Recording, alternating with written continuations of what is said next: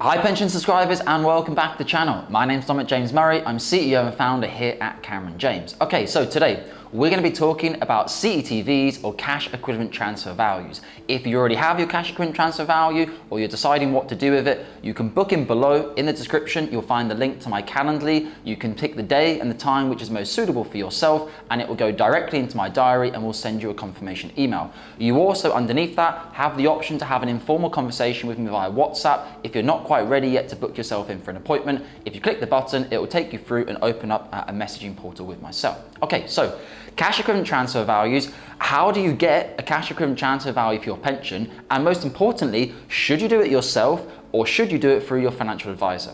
Okay, so straight off the bat, I'm going to say that you should do this through your financial advisor. I understand that clients want to be independent. They want to try and do as much as they can, do all their research, do all the homework, obtain all the cash equivalent transfer values, and then go and find the right financial advisor to do the transfer for them. I would just say it's completely wrong. And the reason it's wrong is it leads to a huge amount of stress in terms of the timeline and the deadline of the cash equivalent transfer values. I have a couple of clients who I know are subscribed to the channel who are probably watching this thinking Dominic's talking about me from a recent example, but I've had clients go away and do all the work themselves. They contact the scheme, they email the scheme, they send right into the scheme to get their cash equivalent transfer values. They get what they think are all their cash equivalent transfer values. That's then 2, 3, 4, 5, 6 weeks have eaten into the 3-month period to get their transfer done with the CETV. Most importantly, most reputable firms will require a minimum of 4 weeks on your CETV to begin your financial advice report. And if you don't have 4 weeks, you'll end up paying a premium or an express service, as some firms call it, for a 7 or a 14-day turnaround time, which is an unnecessary expense. So anyway, the clients come and say, Dominic, I've got all of my CETVs, here they are. They'll send all the stuff through to me on email after we've had a conversation, etc. I look through them straight away and I'm like, all you have here is a letter from the scheme. Where's your CETV? Oh, yeah, it's in the pack. No, it's not. Right, so now we need to put an LOA on file, a letter of authority, to be able to contact your scheme to obtain the cash equivalent transfer value. Typically then the scheme will take 10 to 15 days to place our LOA on file. Then they'll say, we already posted the CETV to you in the post. And the client will say, oh, I never got it, or it was never received. It then goes through all this mess with the scheme for them to try and send out another one or to send an electronic copy to us. Finally, once we're in receipt of the CETV, the electronic copy, generally speaking, they will nearly always, 9 times out of 10, they will miss off significant data which we need for the final salary report. How the FCA has not told all providers to issue the same model CETV is beyond me, but anyway, they always miss off information. So we need to go back again and say, could we please have an immediate retirement quote? You haven't given the late retirement factors, you haven't given early retirement factors, we can't do our job. We can't write the report. So then the client has maybe 5 weeks left on the CETV. We're chasing the scheme on a daily basis, emailing them, calling them, messaging them on the portal to try and get this missing information. The client gets pissed off because they say, well, I've given you a letter of authority. Why don't you have the information yet? And the whole circle just creates a massive stress. Then we're sending you paperwork maybe 4 weeks and 2 days before your CETV deadline, typically in a 4-week period. So when we send it to you on DocuSign, you barely even have time to read it. You just have to sign it straight away and send it back to us in order to be able to attain the CETV value in time. So my advice would be, don't do this. Avoid this situation. If I was you, I would look at my DB schemes and say, okay, this one is worth roughly 200K. This one is worth roughly 300K, 500,000, 1 million, 2 million, whatever it is. Make the decision yourself as to who you want to work with first. Don't go and get all of your CETVs because you're then on borrowed time. You're then stressed out thinking, oh, who do I work with? Who do I not work with? There's many of our clients who come to us after having started a relationship with another financial advisor. They go through weeks and weeks of advice, and on the final page, they find out the advisor's charges or the funds are extremely high, or what they refer to as a bit of a rip-off. Then they have to start all over again. Don't do that.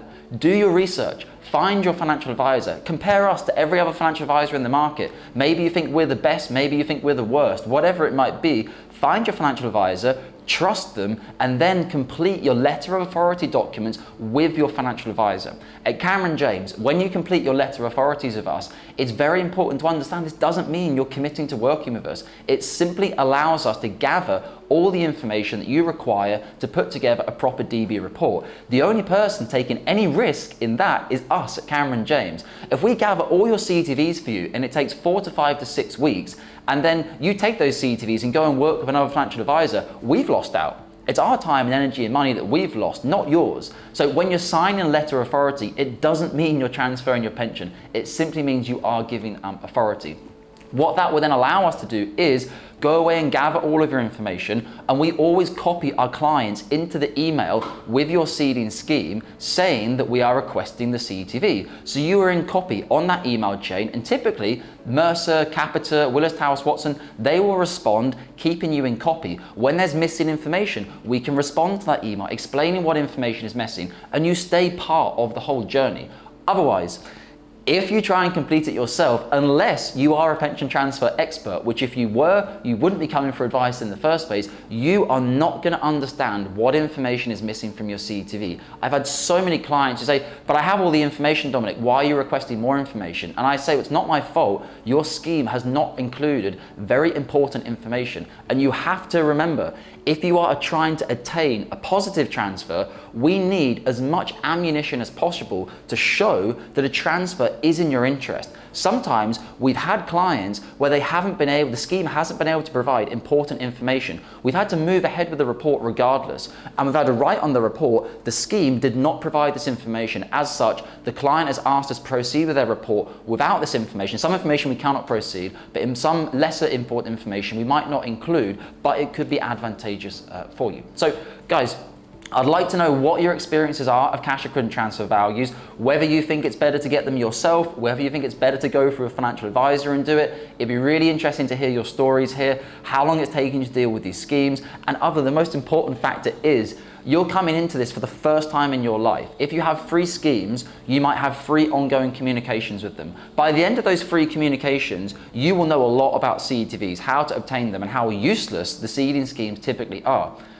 We've been doing it for 10 years.